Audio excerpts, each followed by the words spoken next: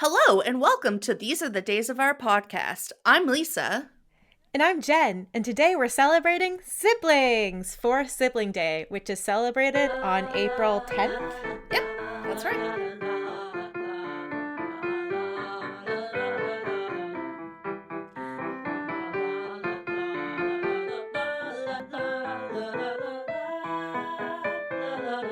So, how many siblings do you have, Jen? There is a gaggle of little dinosaurs. We are a troop of four.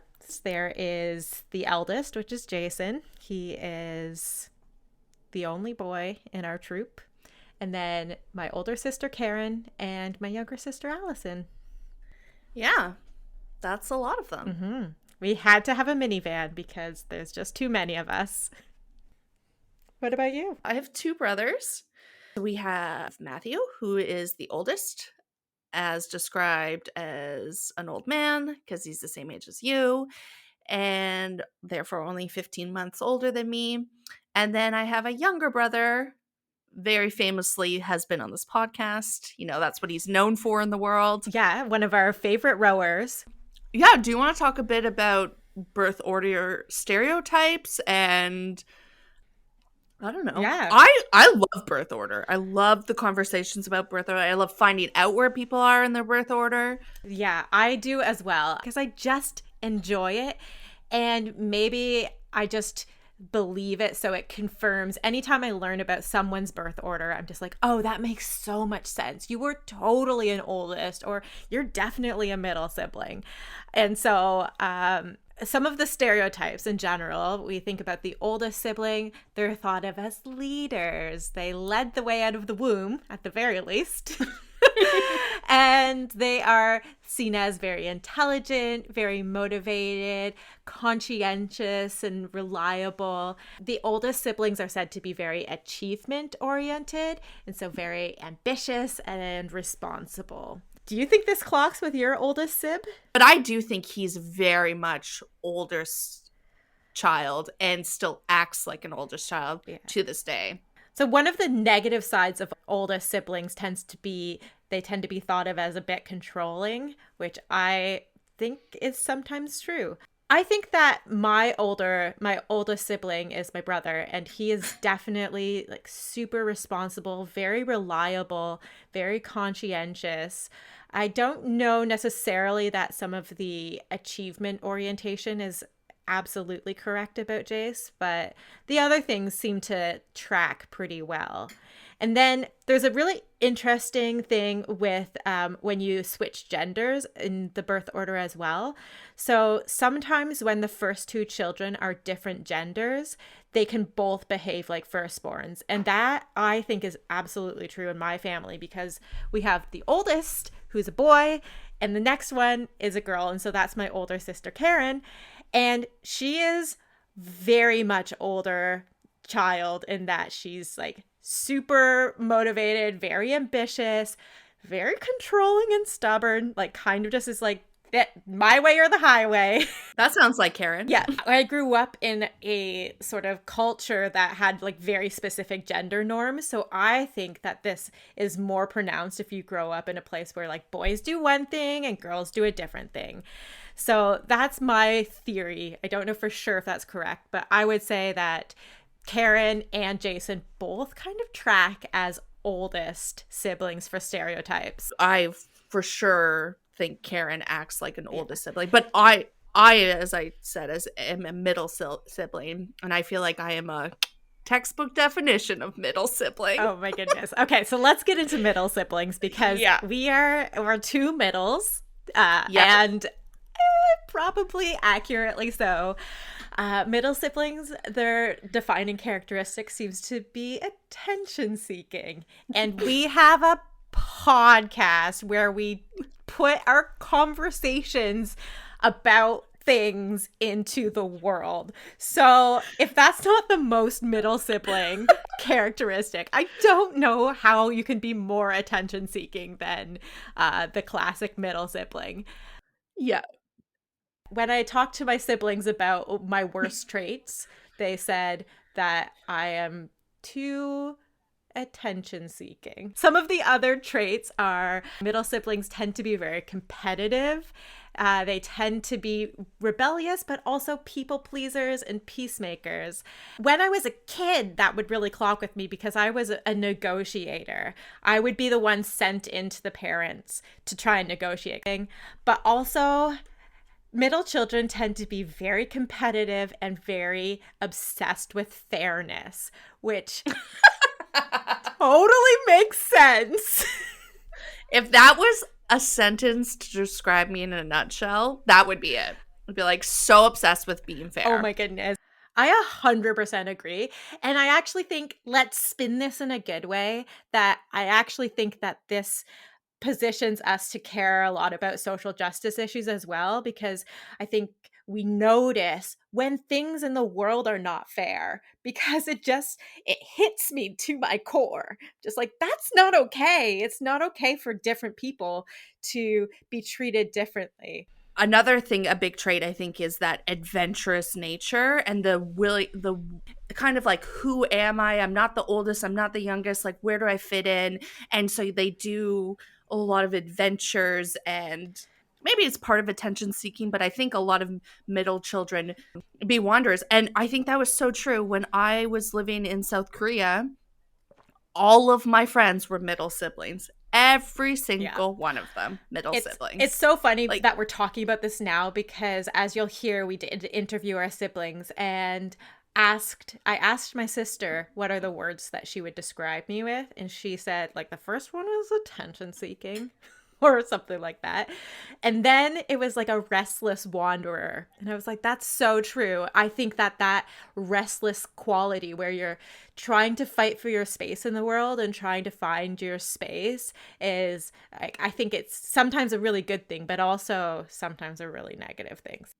no, but I think it's part of our Mm. personalities, and I don't think there's a negative spin on the We adventurous can part. spin that as an Oprah thing where she describes it as just a seeker. Yeah, we're We're seekers, seekers, like in like Quidditch. in We Quidditch. would be Oh my Harry. goodness. Oh We my are the god. heroes of the Quidditch game, and seekers, just spiritual seekers wandering the wasteland of the world trying to find our place. Go middle children, even though we're the most maligned of the birth order. Like, people love to hate on middle children, but I just think there are some really great qualities of a middle child. Because look Yeah, at us, we're amazing. I think we're great. Yeah.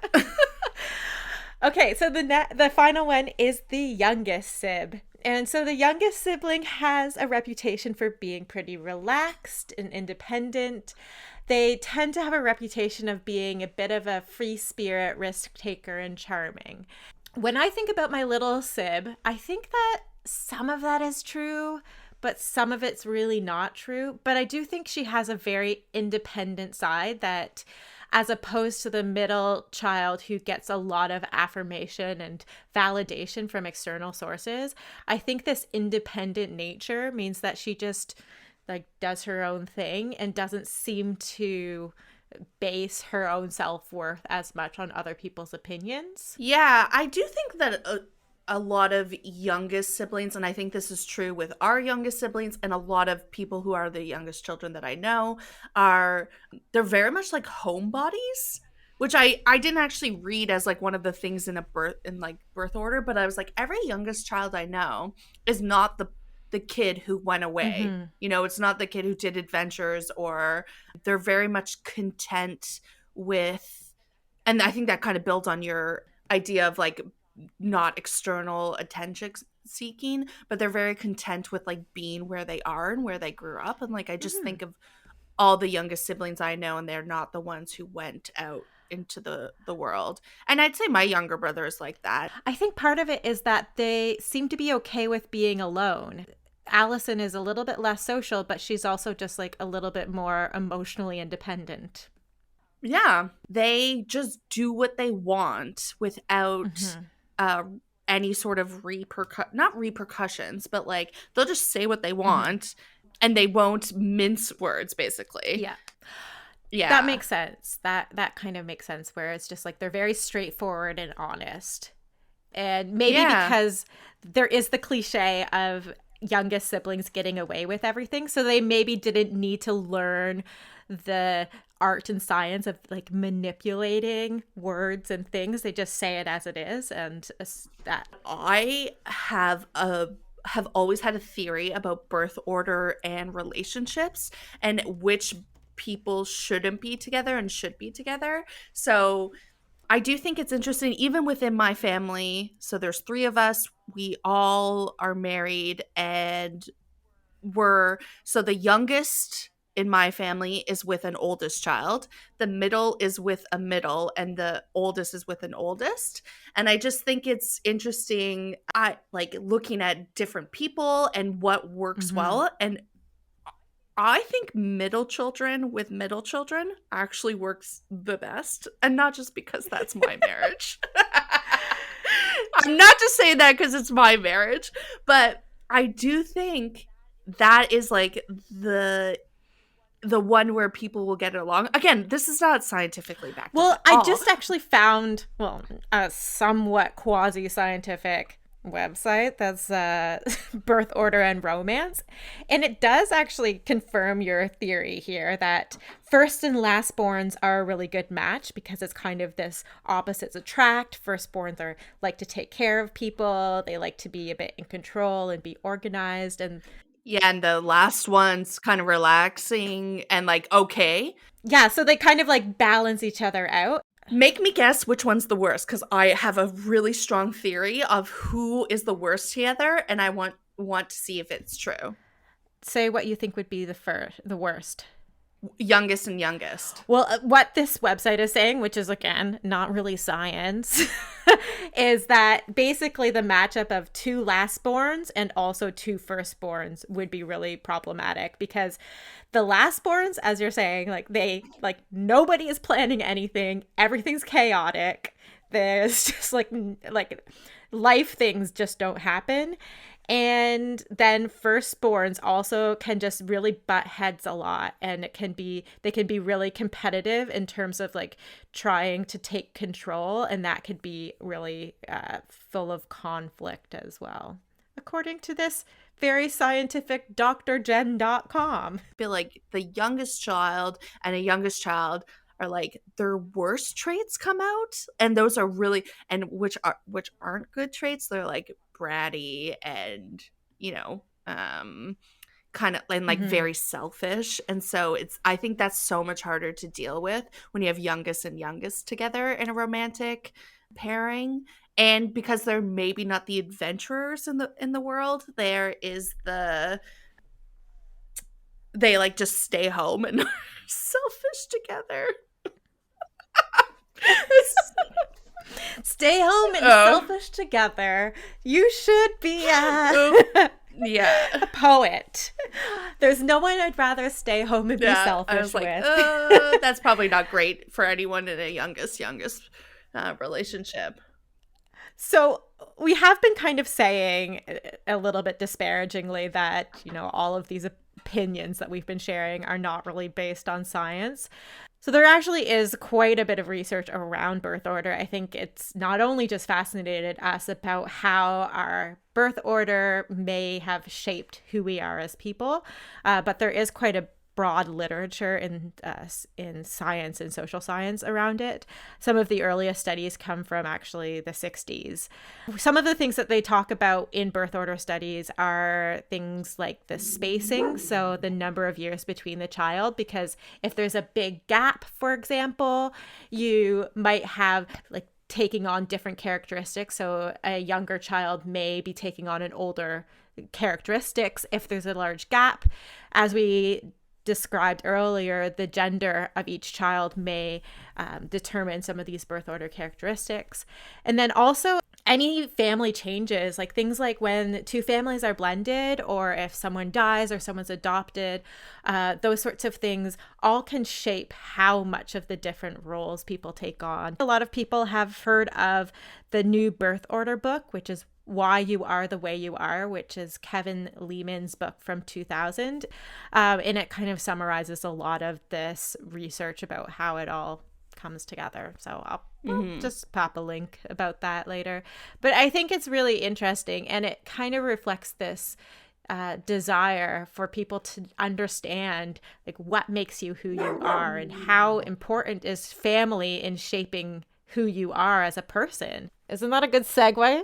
Was like, that is a good segue because siblings are really important. And so, number one, siblings help shape the person you are, which I think that is, like everything in life. I don't know if it's very shocking to hear, but I think from a very early age you have to interact with people who are so different from you, and it's very different than like interacting with your parents who are adults. You're acting with people maybe around your age or just slightly older or younger, and you have to learn how to communicate better and learn how to handle conflicts, and they help you communicate and negotiate more. So, siblings, the Dr. Lori Grammer is who's a co-author of a book called Siblings as an Agents of Socialization.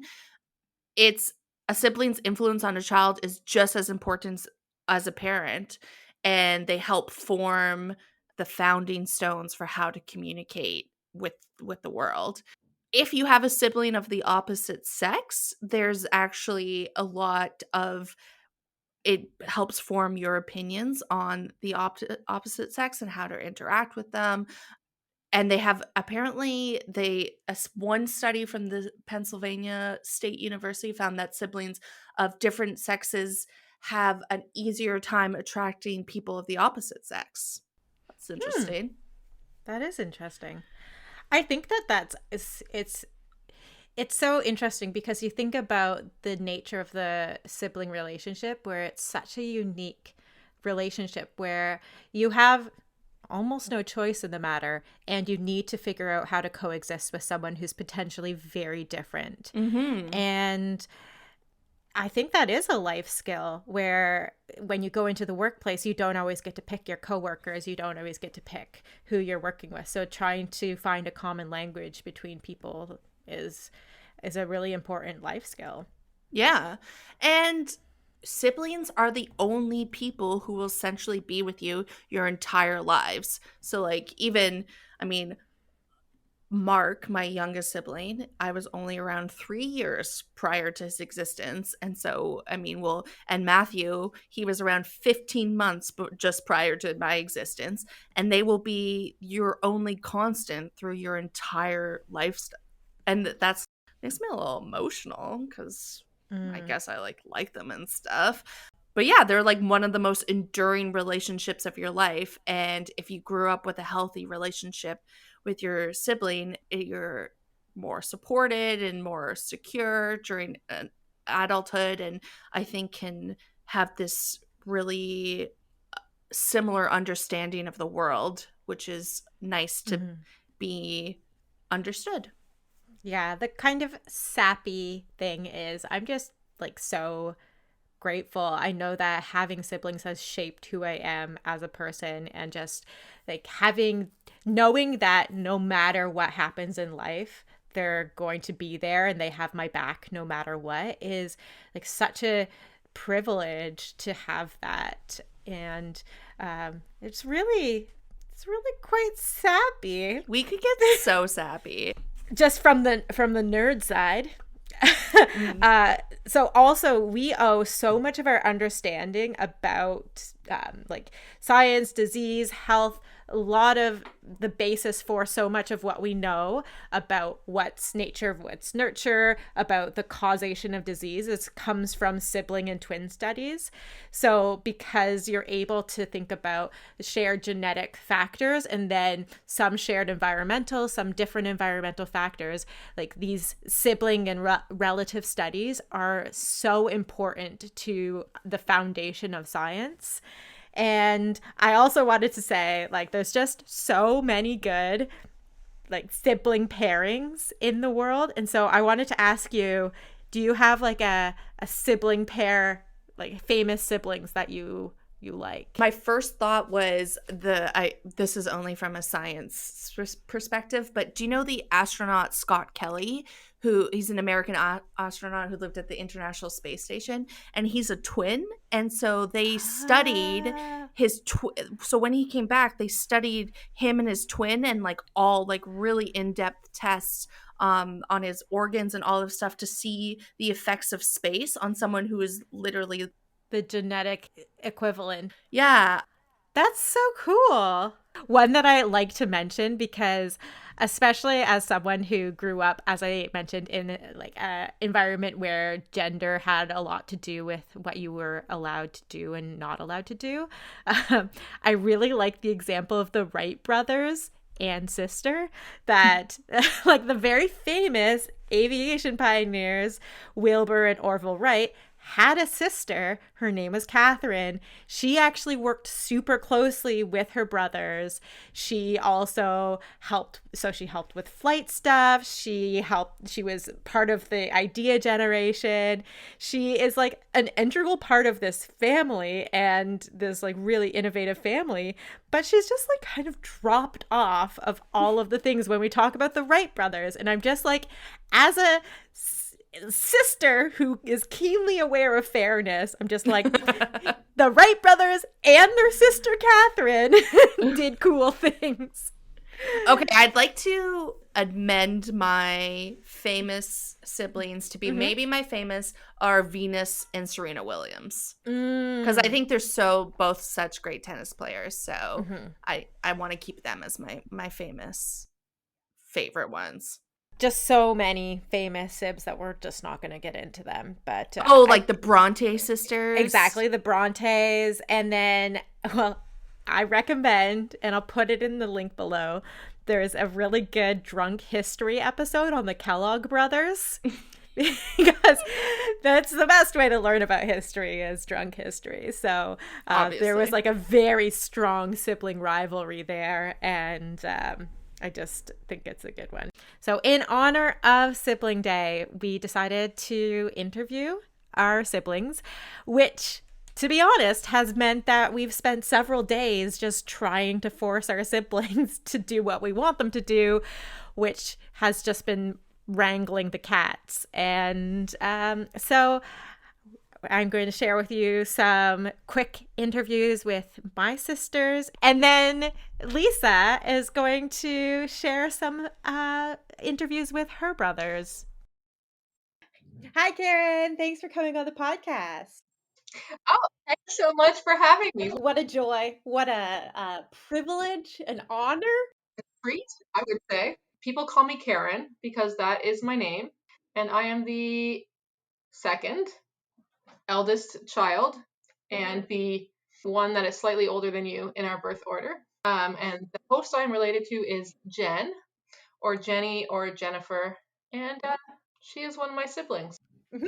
I would like you to tell me one of your most cherished memories of us growing up. But there's a couple that really pop out in my head, and all of the times we spent in that little clubhouse in the backyard, the three of us in the bunk beds, chattering away and making Allison sing lullabies to us. Another thing is all those school projects that for some reason we had to do all together, even though it's just one of our school projects, like the milk song or those other CDs. Everything we did for some other reason, like we just did everything together. And Yes, these videos, we yes. acted things out, we dressed up. Made those CDs, the music CDs for both my music class and I feel like some of those were like the best. oh my Like goodness, those are amazing.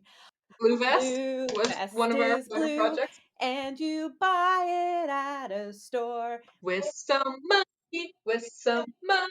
It's such a classic.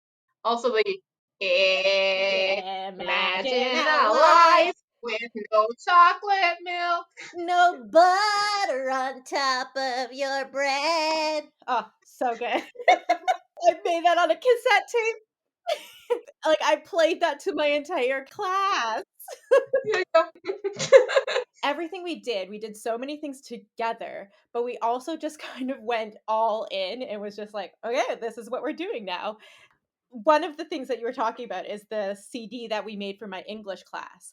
The actual assignment was to make a CD cover, and we ended up recording songs and burning a CD to put into, like, that was not the assignment. The assignment was just to make a CD cover about like Gadsby. And so it was just like every single thing we did, it was like next level. So, can you say one thing that you can do that I can't? What's one of your skills? Punch someone. Au contraire, ma sister. You are the worst at any sort of combat. The only time I've ever punched someone was when I punched you in the nose But not well. in karate class. Do you remember that? Vaguely. But I've been punched so many times by much stronger people. So it does not stand out. Oh, it's like it's on a golden pedestal in my memory palace. The time I punched you in the face in karate class. Well, I think you should dethrone it. Take your memory palace and give it a shake. If you heard that, so we'll go through all the Sibs again for this. If you heard they were arrested, what crime would you assume it was for? Starting with Jason. Sure. Maybe arson? Yeah. Because he likes fire. And I feel like it would be like might have got a little bit out of control fire. It's funny that you say that because they did like a whole big grass burn at the farm like last weekend. Okay, for you. I hope you choose something like green PC. Like blowing up a dam or something. That's true. Like saving the fish, like you destroyed something, some industrial facility that was killing animals. That might be true. Yeah. What would I be arrested for? Well, I was gonna say like public nudity. That it's actually surprising that hasn't happened already. Right? And Allison, I don't know. She just seems so nice. I just can't imagine her doing a crime. But I feel like it would be one of those where she releases all the dogs from the kennel and takes them all away somewhere. She would definitely steal animals that were being mistreated. Oh, yeah. Because she's the nicest of us. She really is. Yeah. So what do you want to do when someday in, 2047, I'm able to come home again and hang out? What do you think we should do? Well, I think we should rent a cabin somewhere. Like that was the original plan last year. But I think that would be really nice. Yeah. Yeah. I totally agree. A cabin that has a canoe and a kayak. And we'll have marshmallows and sing around the campfire. I think that would be really, really nice. I would really like to do that. Maybe someday. One day. Well, thanks for being on the podcast. I can't wait to be famous because I'm on your podcast now. First, I just want you to quickly introduce yourself. My name is Allison, related to Jennifer, and I'm number 4 of the children. You're the littlest one, the littlest Allison. Yeah. I'm just going to ask you a bunch of characteristics, and you just need to say which of the kids comes to mind first. So which of the siblings is the most athletic? I would actually say myself when we were younger, because I played on some teams. Now, probably Karen. Who's the funniest? I think we're all very funny. I think we're all hilarious. We're just good at jokes. Who got in the most trouble? Obviously you, as a child. Yeah, I was horrible. Who's the smartest? I feel like we're all smart in different ways. Like Jason's can build things and fix things, but you're very book smart. Who is the most organized? I'd say maybe you and me. I don't know. I like to be organized, but I think you are too. I think you're more organized than me, especially when we were kids. I was definitely messier than you, but I do really like little binder tabs and color coding highlight things. But I think you're just generally pretty organized. You know where your things are. Who is the loudest? I think that's all of the ladies. Especially when we're together. We're just so loud. We all have loud voices too, pitch wise. Yeah. People always tell me at work that I'm yelling at them, but it's just It's just my voice. Who's the best with money? I don't know. I'm probably the best saver. Yeah. I don't spend money. I'm guessing Jason's good with money, but I don't really know. That's true. I just remember you were probably around 12 and I was probably around 14. And I had an actual job and you didn't. And you always had money and I never had money. And you also are Karen's financial advisor. She ignores me though. Yes, she just ignores you. But I feel like you do give her good advice. It's a job and title only. Who has the biggest appetite? Probably Jason. I feel like he always eats. Who is the most creative? You and Karen probably. Maybe Karen a little more. She does a little of everything, but you're pretty creative too. Who's the most relaxed? Karen. Karen doesn't worry about things, so. It's almost like there's a piece of her brain that's just different, but there's just like a piece that's just like, oh, the worry bit. We're just not going to put that in. Who do you think is the most optimistic? Karen, for the same reason. Who reads the most? I read quite a bit, but so do you. Mm-hmm. Who's the most annoying? Was you also. I acknowledge that I was a very horrible child. If you were asking me this when I was a kid, I would have said you because we had to share a room and that did not go very smoothly. No. I don't know how you felt about it. I felt it wasn't the best. No. Who has the best fashion sense? None of us. That's probably true. Who was the favorite child growing up? Jason. Definitely. Who's the favorite child now? Jason. I think you are. I think you're the favorite now. No, because I live here and I annoy them. And they have my dog too. But I think they kind of like that. Well, Mom really likes Callie, but she won't admit it. Yeah, that's true. What should we do as a family once COVID is over and someday eventually we'll be able to hang out again? What should we do together? Well, Karen and I are going to visit you, hopefully, because I've never been out there. Yes, do that. Come visit. We were going to come last fall for my birthday. We were going to go to Holland. Okay, we're putting that in the books. But in Canada, I think Mom's still hoping we can have a cottage and do family. So state your name, your birth order, and which host you're related to. Perfect timing. Oh, Angry Carrot. Yeah. Mark, third youngest child, and Lisa Henry. The third child. You're the youngest child, Mark. I am the third and youngest child. Yeah, the third and last. Hopefully. Okay, describe Matthew in just 3 words. Bossy.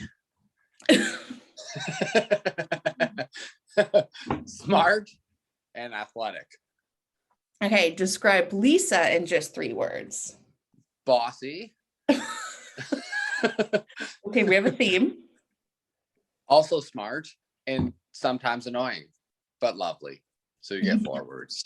Okay, well, Matthew's words for me were better. Although he did call me, one of his words was emotional. Oh, yeah, that's a good one. I'll steal Matt's word on that. Emotional. No. Can I say irrational? I'm not irrational. If we could go on a dream trip together, all the siblings, where would we go and what would we do? I would guess that the only place the 3 of us would agree to go would probably be Ireland, because me and you could ride bicycles and you and Matthew could drink alcohol. Mm-hmm. And I think it's a place the 3 of us would like to go. I haven't been there and I'm not sure Matt has either. No, Matthew's only been to the places to visit me. His only traveling outside of North America is literally Asia to visit me and then Europe to visit me. There you go. Yeah. Okay, I'm going to do some rapid fire questions. And so you have to say like which of your siblings, and like you can say yourself, is the most of the following, okay? Which of your siblings is the smartest? Matthew. Most athletic? Mark. Best with money? Matthew. Worst with money? Lisa. That's so incorrect. Okay, funniest? Lisa. Got in the most trouble? Matthew and Lisa tie. No, I didn't get in any trouble. Biggest appetite. Lisa. You can't just say that because I'm chubby. I'm not saying that because you're chubby. I'm saying that because you love foods. I do love foods. Most creative. Lisa. Most relaxed. None of us. Yeah, it's true. Most optimistic. Mark. Really? Okay. I don't know. The friendliest. Mark. Most likely to turn out like mom. Mark. Most likely to turn out like dad. Not Mark. answering the question. Mark. The answer is also Mark. Lisa. Mark. Most mature. Matthew? No, you are. You're going to be a father. Question mark? Okay. What country, province, or city would Matthew be? Oh, well, Matt is Alberta. Yeah, Matt is Alberta. What country, province, or city would Lisa be? I don't know. Something on the East Coast, maybe PEI or Newfoundland, or I'd say PEI. Smart. Started the country of Canada and has lots to offer. Lots of different food and potatoes. Oh, yeah. Can't forget the classics. Who is the vainest? I don't know. Skip. I'd say it's Can't offend anyone. That's probably me. Who has the best sense of fashion? None of us. Hello? Matthew wears jeans and tucks in his flannel shirts. Mm-hmm. I wear spandex. Yeah. And I'm the best dressed. you wear Lulus. Yeah, but only because I'm in lockdown. Okay. You say so. Who was the favorite child growing up? Mark. Who is the favorite child now? Mark. Who is the messiest? Lisa. Mark. Mark. That's not true. Mom says your kitchen's worse than mine. Oh, yeah. Well, I don't have a Kristen to clean it. No, I don't have a Kristen to clean it either right now. Who's the cleanest? Morans? Yeah. So Matthew? So Matthew. And who is closest to our parents? Distance-wise? No. Oh, Emotional. I don't know. I call Mom every day. Yeah, so maybe you. Thanks for doing this. Goodbye. State your name, your birth order, and relation to which host. Right now, this is how we're doing it. Yeah. Matthew Henry, firstborn Henry, and I'm related to teacher Risa. What are 3 words to describe Lisa? That's challenging if this is going on the internet. You can be nice. I can be? Yeah. Okay. Well, I think silly is probably the first one. I think we're going to have to go with emotional for the second one. And I can't think of a third one. Bit of brain jail going on. How about you say adventurous? That is true. Yes, adventurous. Thank you. Okay, 3 words to describe Mark. Stubborn. Yeah. Yeah, ambitious and thoughtful. Let's go with thoughtful. Oh, that's nice. If all 3 of us, I guess, and our partners, could go on a dream trip together, where would we go and what would we do? Well, I think everybody would want to go to New Zealand and go to the Shire. Everybody loves Lord of the Rings and the Shire. Actually, Andrew doesn't like it. He said it's literally just like walking. The whole movie, you just walk. They're just walking. That's quite the adventure, though. It's just maybe not the adventure Andrew's interested in. He also told me every 15 minutes on our hike in South America, he's like, do you know just hiking's just walking? And I was like, yeah, I know. Thanks for the update. It is. That it is. I would agree with that. Yeah. Okay, so our dream trip is to New Zealand. Got it. Okay, let's do rapid fire. So I'll say them and then you just have to instantly say which one, okay? Who is the smartest? Me. Most athletic? Me. That's not even true. Mark is the most athletic. Oh, okay. Best with money. Mark. That's not even true either. Fine. Worst with money. Mark. Funniest. Me. Got in the most trouble. Me.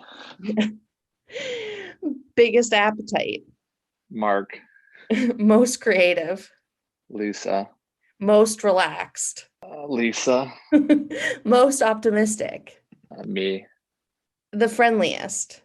Lisa. Most likely to turn out like mom. Me. Most likely to turn out like dad. Mark. Most mature. Mark. Best sense of fashion. Lisa. Messiest. Mark. Cleanest. Me. Closest to our parents. Lisa. Okay. What province, city, or country would Mark be? Halifax. Who? Mark? Mark. Yeah, Mark would be Halifax. Oh, okay. Okay. What province, country, city would Lisa be? Scarborough. Scarborough. You're a jerk. Okay, that's all I needed. Okay, thanks. I gotta go rowing. Talk to you later. Okay, bye. Bye. Some other things that you can celebrate on the 10th of April. It's also National Hug Your Dog Day. Yeah, Kara was very snuggly last night, so that's perfect. It's like she knew. It's also Golfers Day. I don't have any golfers in my life, but if you do, you can say golf things today. And also, it's National Farm Animal Day. So go check out the cows in your neighborhood. And the sheepies. And the tiny baby chicks. Yeah. Famous birthdays. We are in the classic. I don't know many people born on this day, but there is one person, which I feel like I have to guess that her film, A Walk to Remember, is one of your very favorites in life, Jen, but Mandy Moore is born on April 10th. Oh my goodness. I need to say, I read the book before going to the movie, obviously, and just sobbed the entire film. It came out when we were in high school, and so it's one of the first times that I went to the movies with my friends, and just from start to finish, just absolutely bawled. So well, you can thank Mandy Moore for being born on this day. Thanks, Mandy Moore, for making me, just confirming my level of coolness. There are some other important things that happened, even though I don't recognize most people born on this day. But in 1710, the Statute of Anne, the first law regulating copyright, came into force in Great Britain. Very famously, in 1912, the Titanic set sail from Southampton, England, on her maiden and only voyage. In 1925, The Great Gatsby is first published in New York City. Here, I just learned this, that his wife is most likely the person who wrote it all, and he stole it from her. In one of the historic fiction books that I've read, there has been that suggestion that he did actually steal a lot of his ideas from his wife. And I wasn't sure, because always it's such a blurry line about that. But yeah, no, it's possible. And then in 1998, the Good Friday Agreement is signed in Northern Ireland, which is why we have peace and the Troubles were over. There are some Brexity troubles maybe starting right now. So yeah, not so great. That's it on Siblings. Special shout out to the siblings for helping us make this episode. Mm-hmm. You did goods, guys. You did so good. And also for just making us the exceptional people that we are today. Yeah, for making us pretty much the greatest. Okay. Thank you. Thank you so much. Goodbye. Goodbye. These are friends, the Andersons. Let's sing and dance and make a bunch of noise. So let the fun ensue and learn a thing or two. These are the days.